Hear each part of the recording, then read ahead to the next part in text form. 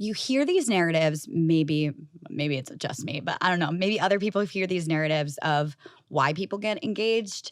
And my biggest pet peeve is hearing like, well, she's getting older. And I am like, no.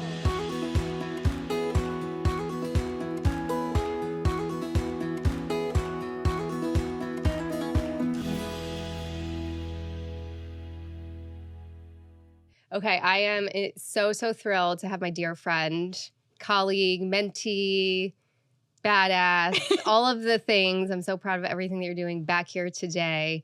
You were on previously, but we're going to have a very different conversation today because things are going on in your life that are always relevant, but relevant to these topics. And I had a completely different outfit planned for today, but I got gifted merch, and I want to share these amazing sweatshirts by Lauren in between sessions. She has one on too. I'm so excited that you wanted to wear it. Oh my God, I'm pumped. I was like, I'm just going to wear it, but she can wear it whenever she wants. Yeah, super soft, really, really great. So you're an angel.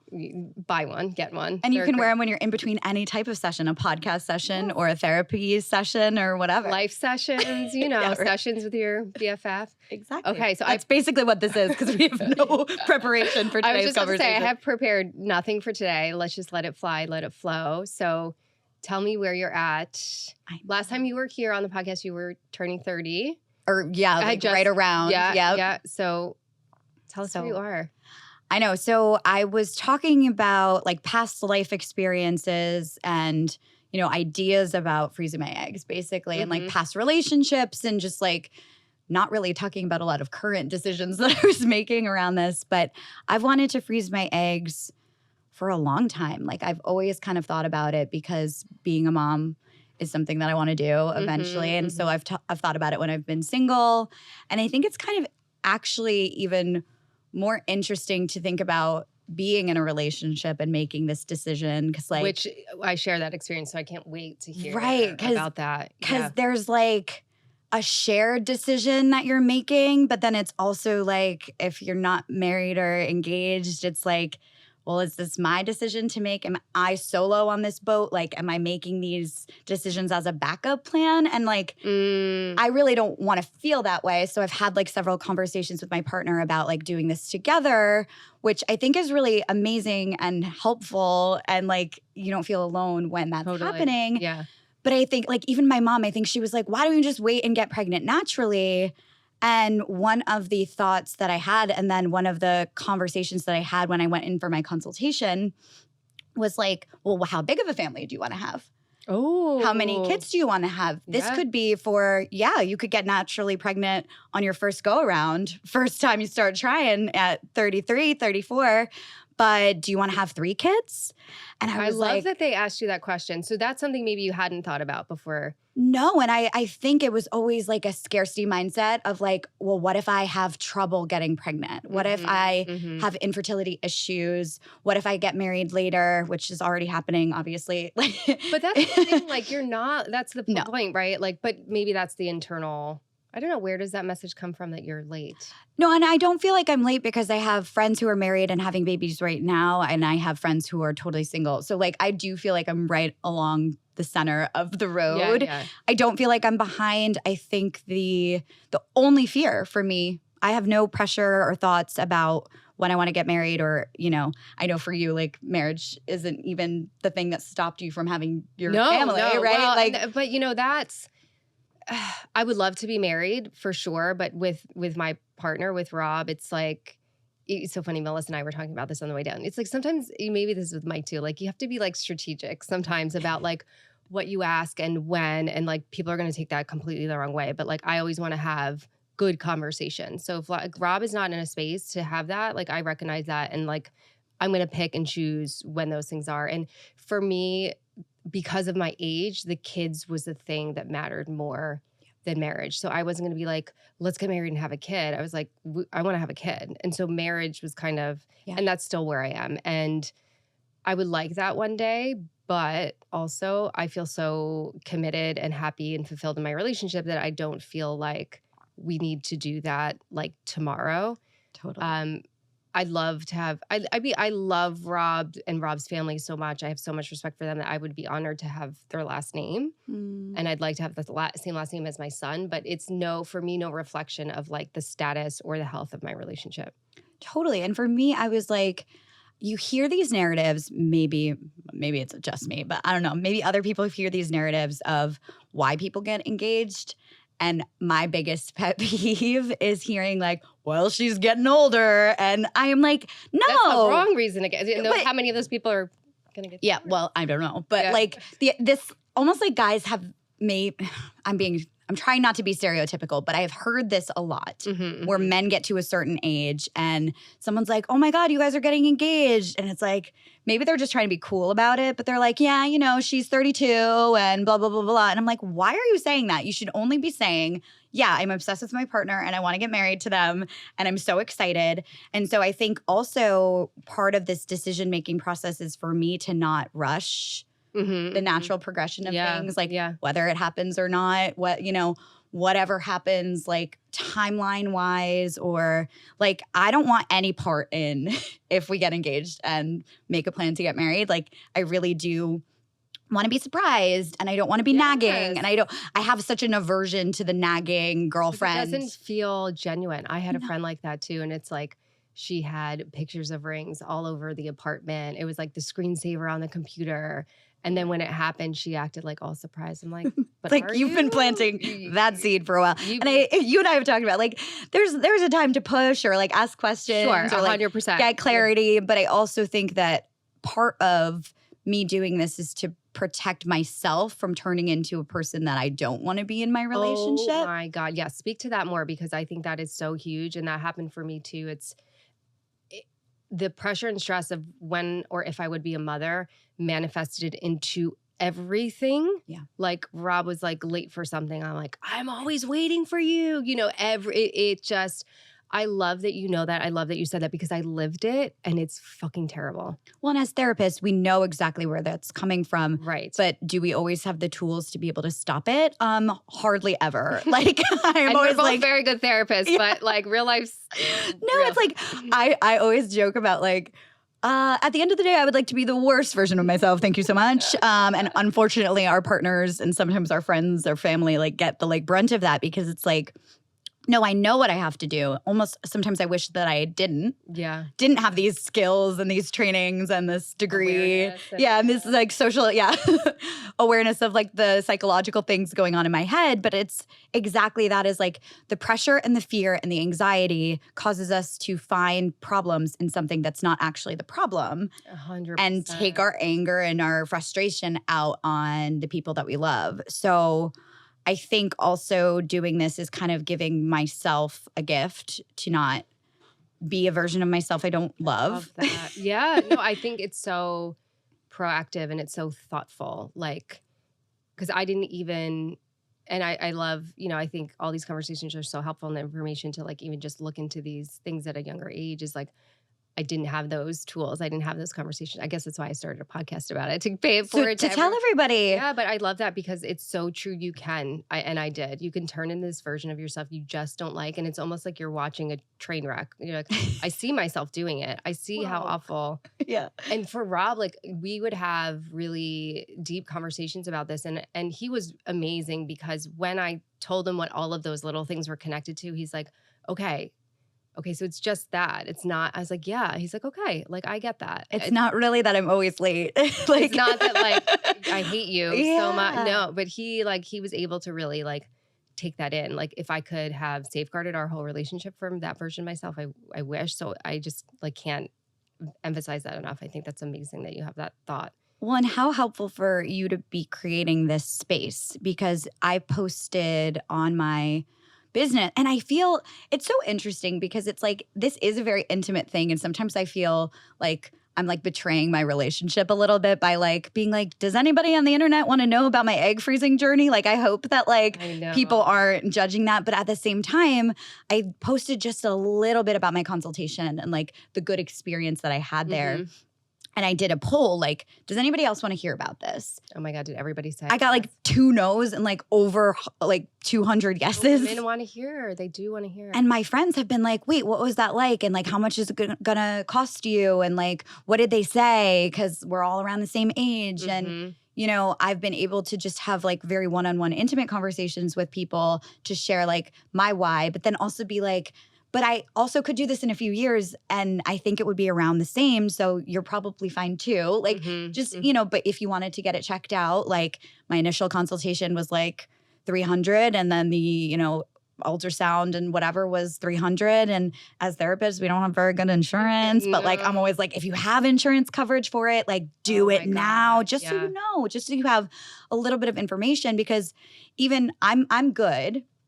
My egg count is good. My blood levels were good. Well, do you mind sharing like where you went, walk us through your consult? Like what was it like for you going in there? What was it like for you to come out of there? So I had so many emotions. Yeah. I didn't have as many emotions going into it because I was hopeful, I guess.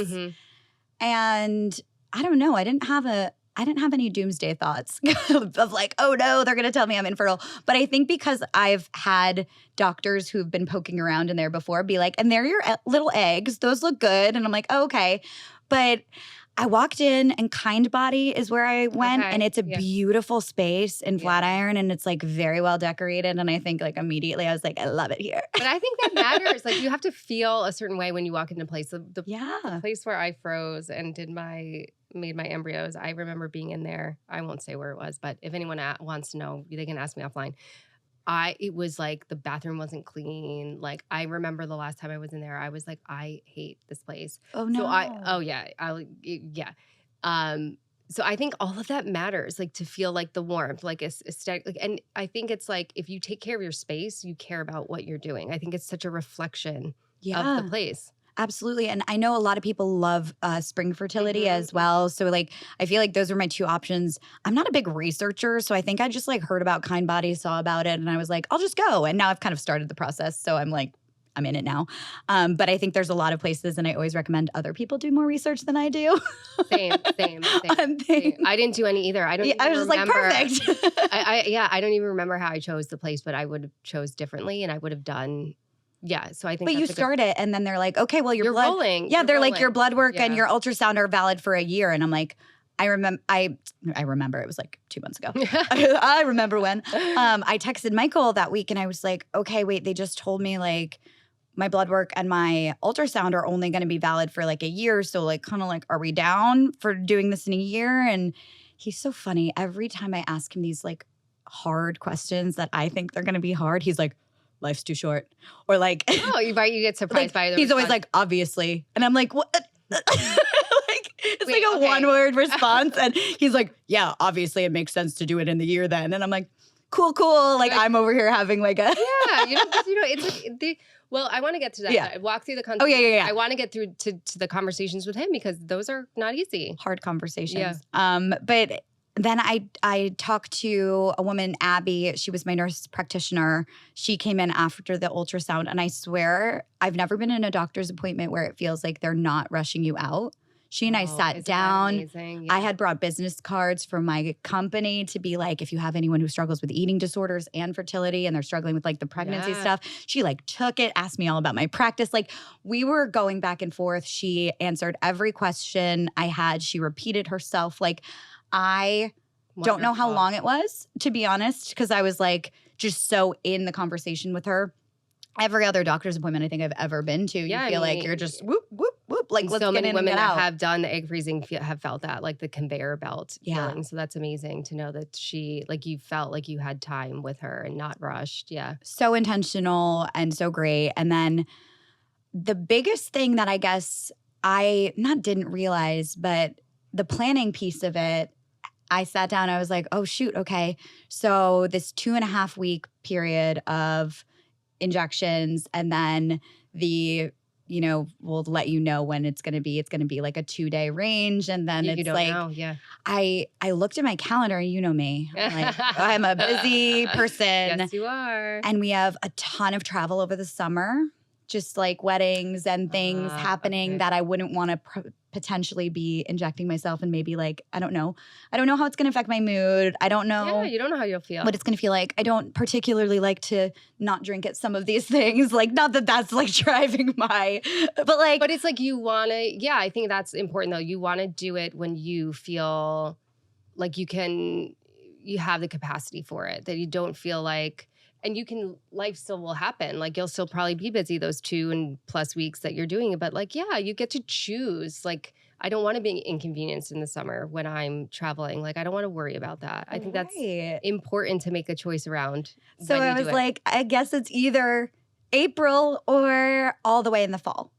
And I think we're just going to do it at the end of the month, and I'm going to start. So that was like the initial process of like, not that it was sooner than I expected, but it started, and then I realized, okay, this process has sort of a timeline based off of just like my investment that I've already started. And they're telling me this is a great time to do it. And it's either now or the same exact thing next year or the year after. Like, why not just do it and get it over with kind of thing? Do you feel do you feel like because you started the process, like I would hear like waiting to the fall and be like, no, I don't want to wait that long. Exactly. I felt like it was just going to be on my mind. And and Mike and I talked about this the other night and I always ask him if I'm allowed to talk about these things. So like, he always tells me I can talk about whatever I want. Rob tells me not to talk about this. He tells you not to. I try not to. Mike like never like consumes my content or like does anything. So like, I always talk about it very respectfully, but like I hear that like this is their lives and this is their privacy too. So I try to be very mindful about, but I see the importance of sharing this stuff for other women. So, and I think he kind of knows that that's the intention coming behind it, that I'm not just trying to like chat about our relationship on a public forum, but because I think it's a really comen experience to like struggle with like how to bring it up to a partner. Maybe like, I don't know how many people are doing this like pre marriage, but like with someone that they've been with for 2 years, like it's that weird thing of like,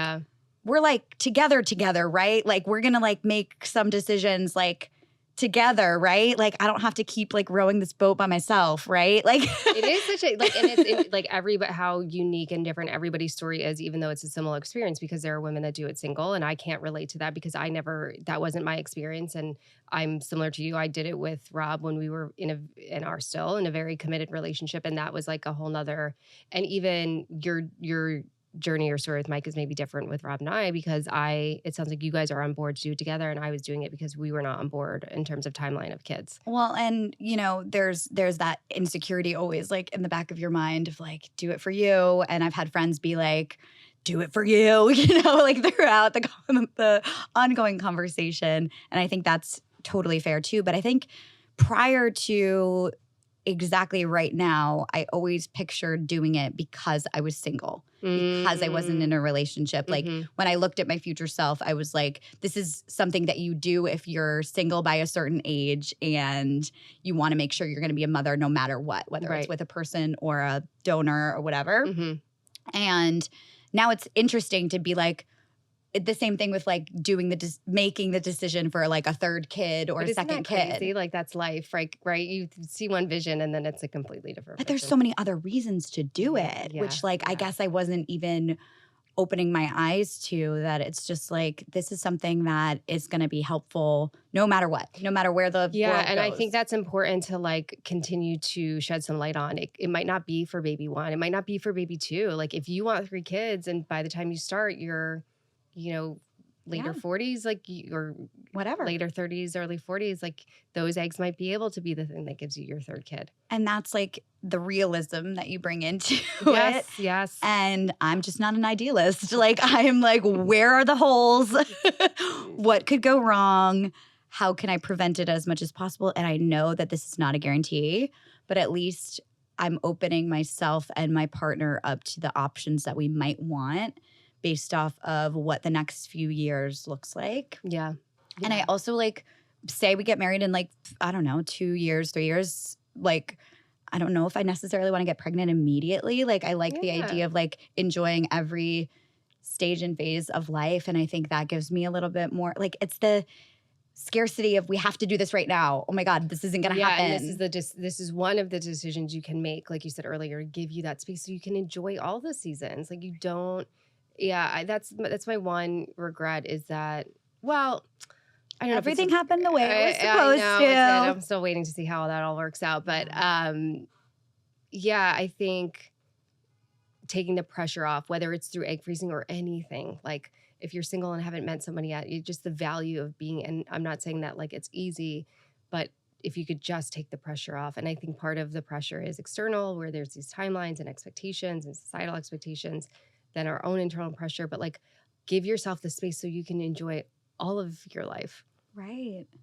I mean, I'll still worry probably knowing myself. Well, we can't eliminate worry altogether, but no. I think like it takes and drains so much to feel that pressure. And like, it's hard to see clearly sometimes when you're in that space of feeling like pressure or timeline or has to happen now or scarcity.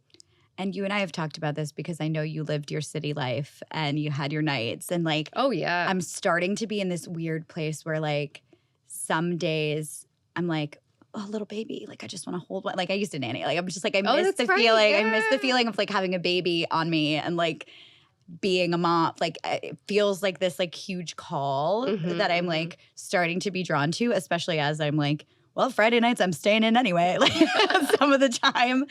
And then part of me is still like, I love the city. I love the hustle. We just re-signed our lease. Like I'm in the West Village. Like my life is amazing. I love it. I wouldn't change anything. Yeah. And so it's nice to be able to enjoy both.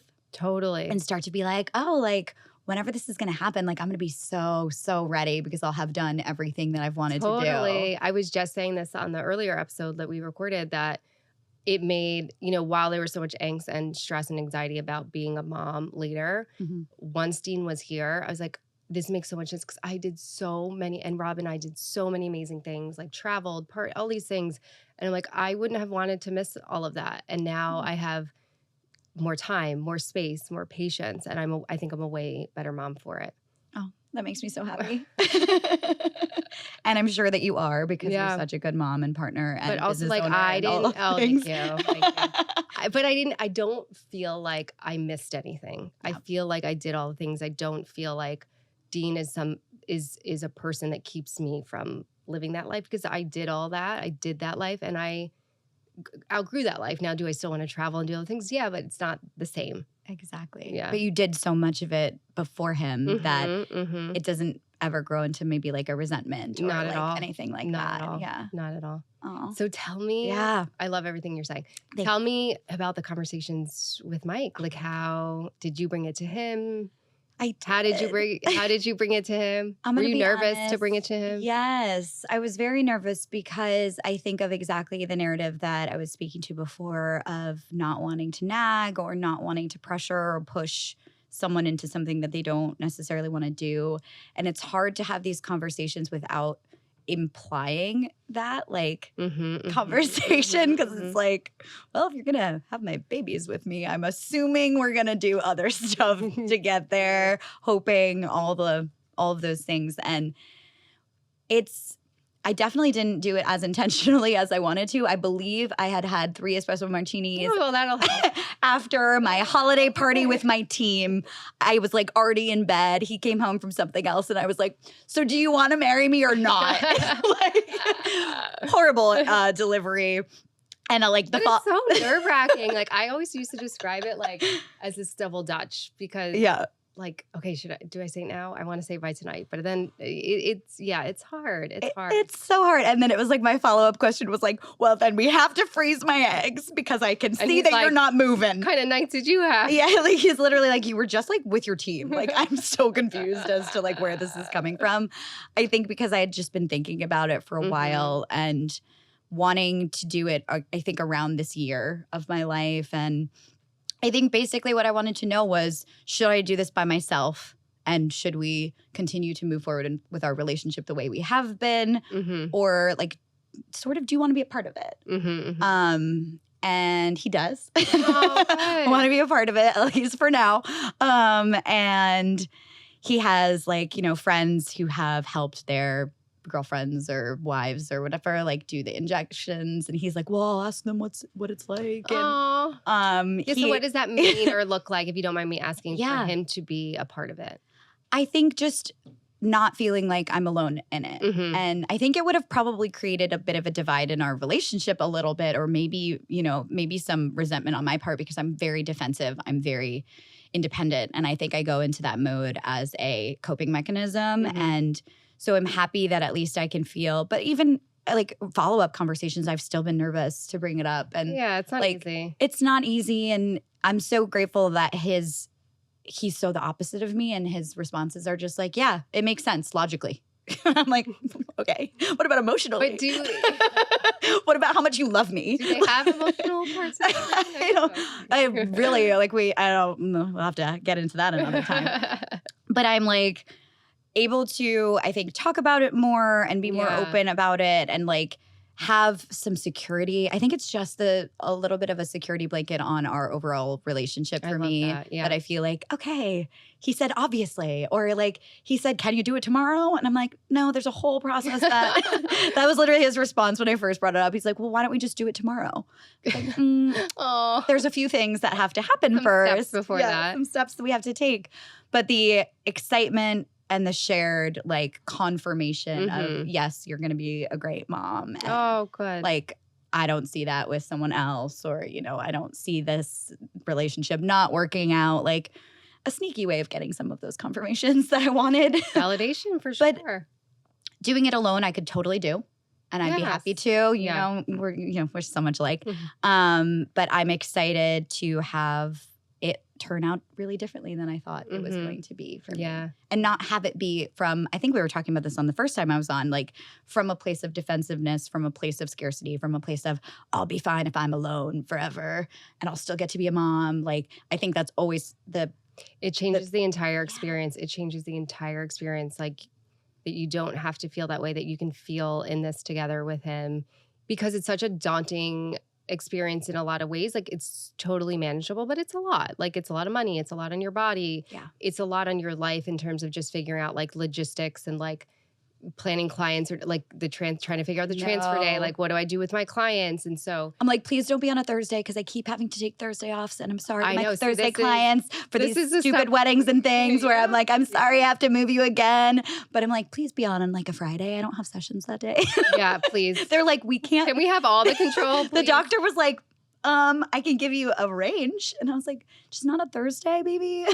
Eggs. Not a Thursday. Come on, guys. But again, all those ways, it's like, it can be overwhelming and totally manageable, of course. But yeah, to not have that extra layer of, I'm doing this because I don't know where my partner's at.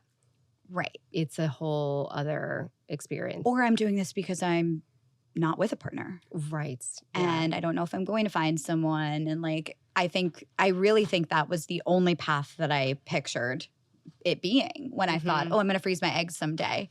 And now it's a completely different path, but I'm still really happy with it. And I'm thinking about it more as like the second or third or just safety net, or I don't know. And I know there's no safety, but at least, speaking of control, I'll have felt like I had done everything I could at that point. But that's what it is. That's what the decision is too. And for me, it was like, I don't want to regret not doing this. And I want to know that I did everything that I could to ensure, the option for motherhood. So I think it's an amazing choice. Obviously, I've created a whole podcast around these narratives and topics, and just encouraging women to explore the choice and know about your fertility a little bit more. Yeah. Just having the initial consultation gave me so much ease. And like, there's like a calculator that they gave me, and it's like between 35 and 33. It doesn't really change that much. And like, it's like, okay, well, if I needed to wait, I could, and I could still do this in a few years, and it would totally be the same thing. So, and maybe you do it now and decide you want to do it again. Exactly. And I think sort of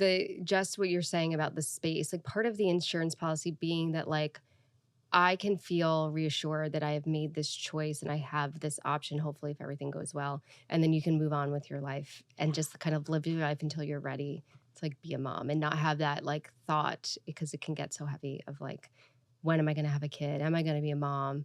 And just making this choice for yourself so you don't have to live in that space is huge. I'm like, summer's going to be so fun. So fun. I won't have to be worried if I pushed it off to September and then another thing pops up and another thing pops up. And I'm like, oh, that's going to be terrible timing. But I'm, think, obviously we're very, very similar. Yeah. But like once I get an idea on something, like it has to happen. I know. Now. Like, so I would be like, if someone was like now or September, I'd be like, right now. We're just like, doing it. And they were like helpful in that way because they were like, let's just put the appointment on for end of March. And then if you need to move it, we can move it. Like, okay, so where are you at now? So you're going to start end of March? End of March. So I started taking, you're supposed to take like prenatals and vitamin D and this other vitamin that I don't know what it is, but they told me to take it. They told you vitamins. So I have like, I'm a $70 Amazon order. I'm like, another thing. Great. Perfect. But like added to the tab. I think it helps. Yeah. They're like, we think it helps. And I'm like, okay, well, if I'm paying for this, I'm going to be at the best chance. Yeah, do all of the things. So I started taking them, they say as soon as possible. I started taking them this week, which, kind of made me laugh this morning. I was like, okay, I'm going to take my vitamins and go talk about my fertility with Beth. And then my appointment is at the end of March. Okay. And that's when I would start injections. I'm going to share organically the way that I typically do on social media and put it in my day in my life. Like if I'm injecting myself, it'll be a part of that day just to like continue to expose people to talking about it and being like, this is a normal thing. This is fine to do. You're going to be good. Like the only things I can't really do are like my yoga, which is sad, but I'll survive for a few weeks. Yeah. Well, you get out. You're good about getting out. You do your walks. I'll go on my walks. It'll hopefully be sunny like it is today in New York. Like I'm going to just kind of start that process. And then I guess it'll be in the middle of April. And we don't have too much going on in April that I don't mind just laying low for a little bit and taking really good care of myself. It's a good excuse to do that and rest and just focus on whatever is best for my body. And then I'll do the thing. And I'm not that scared of like procedures and like doctors. Needles. You're okay with needles? I think I'm okay with all of that stuff. I mean, we'll find out. But will Mike do the needle? Will you have him do the? I might. Yeah. I was like, I might need help with this. And I think that's another thing that was like, okay, like if he's willing to help me, like inject myself. I got the best advice from a therapist. Yeah. Go figure. Go figure. My experience was different with Rob, where there was a lot of resentment and anger, and I was like, I'm doing this on my own. I'm on my own in this, and so I hate needles. I was like, I can do this. I'm gonna do this all myself. And my therapist is like, maybe you should have him involved. And I'm like, no. And I'm like, she's right. He was incredible. He did every shot. You have to mix some things. Like it took all of that stress off of me, and he was. So I would say let Mike help with that. Okay. It was kind of a nice bonding thing for us too. Oh, I like that a lot. Yeah. Like I like creating opportunities for continued closeness and involvement. I think that would be, it was that for us. So I was glad that I took that advice. I got to watch Listen to your therapist, people. And I got to watch the video on how to do the medication because I'm like, oh, I don't know how to do it. I don't want to mess it up. Yeah, Rob did all of that for me. Amazing. So maybe that could be Mike's job. Yeah. He needs more jobs. Mike, I just signed you up for a brand new job. He's going to be like, what did you do this morning? Well, I'm always here for you. So as you're going through it, before it, after, whatever you need, I'm here. I've done it. I've lived it. I'm so proud of you I'm so proud of you, period, for all that you're doing in your life. It's so amazing. Anything you want to say before we wrap up, like to anyone that might be thinking about this, anyone that's in a relationship with somebody like stressing about bringing it up to their partner? It's not that bad. Do it. It's hard, but I think having even just the initial consultation, you don't have to involve your partner in that if you don't feel comfortable, but maybe just going and seeing where you're at, what your numbers are, if you want to wait a few years, if you don't, like that just gives you more options and a little bit more clarity. And having that information, I think, is so, so helpful because it doesn't come up in regular gynecology like appointments. Like For a lot of people, it doesn't. I've always been told, oh, well, once you start trying, you'll figure it out. Like once I start trying, you'll tell me if I'm infertile or not. How horrible is that? I was like, what if I can't start trying for years? Like, well, I am learning. And I'm going to share this on the podcast about where I'm currently at, but I am learning so much after the fact, like after having like loss and all these things, like things that should have been done before. And I didn't have that information, and no one was giving me that information. I'm armed with so much more information that I'm going to talk about here. I'm going to share here because there's so much more you can do, ask, push for, get tested for before you journey into IVF. But yeah, I think the information is so important, and it's unfortunate that we have to go out and find it ourselves. I think now there's more conversations, there's platforms where people are sharing, so that's been amazing. But yeah, there's so much we don't know, and you rather know it before you're like in the midst of it. And the last thing I'll say, just right back at you, is like how proud I am of you, because when we worked together a while ago, I feel like we were starting this whole separate social media journey, and now we're all like on our own paths with social media, and it's like working so much better because we just like leaned into the things that we wanted to lean into. But you were always so hesitant about sharing personal information about yourself. Oh my God, totally. Can you believe I'm sitting here doing this? It's every time I see something where you're like sharing, I'm like the biggest fan of it, because I know how hard it has been for you. Yeah. I think to transfer out of the blank slate therapist, like not wanting our clients to know too much about us, and like not wanting to be too much or too vulnerable or whatever was holding you back. Now you're sharing so much. I genuinely think it's helping so many people. I hope so. It's helped inspire me to do that. Like you're my inspiration in many ways, and I tell everybody that I could ever get get their ears. I tell everybody about Beth, but when I hear you saying that you're going to continue to share really, really hard things and like struggles that you've been through, I know that it's helping other people because it helps me. So thank you. I mean, that's everything. That's the only reason I'm doing this. And I think that, thank you. And I appreciate you saying that. And not just as a therapist, as a person, I'm not much of a sharer. Maybe that's why I became a therapist, because I could, just I'm take a it all listener. in. But I appreciate you saying that so much, because this is the reason I'm doing it, because it is so important for me to safeguard other women from some of the experiences that I have had. And it's the only reason I'm sharing, because I'm not a sharer. So I appreciate you saying that. It's worth going out of your comfort zone. It totally is. Even if it's helping one person, like I'm down to do it. I'm so happy. Okay, perfect. That's a great way to end. If you like the episodes that you're hearing and you want to hear more, please subscribe to our channel and stay tuned for more incredible stories and tools. When I froze my eggs at 37, I felt alone, I felt unsure, I felt confused and uncertain. And when you're considering such a big decision, feeling those ways do not feel good. So we have created a step-by-step guide to egg freezing so no one else has to feel that way. If you are considering egg freezing, if you're curious about what the process looks like or what you should be thinking about, then this guide is for you. We were really thoughtful in how we put it together. I think it's a great guide. I think it's really comprehensive and covers a lot of the things to be thinking about, to be considering, and maybe some things you didn't even realize you should be thinking about or considering. The goal is to not have anyone feel alone in this journey. So if you're thinking about this decision, sign up through our website, quiettheclock.com, and make sure to follow us on Instagram and TikTok at quiettheclockpod. This is a very big decision, so I don't want anyone to feel alone in it. So if you're thinking about it, grab this guide, and you can also DM me with any questions. I'm here to support you through this decision and this journey.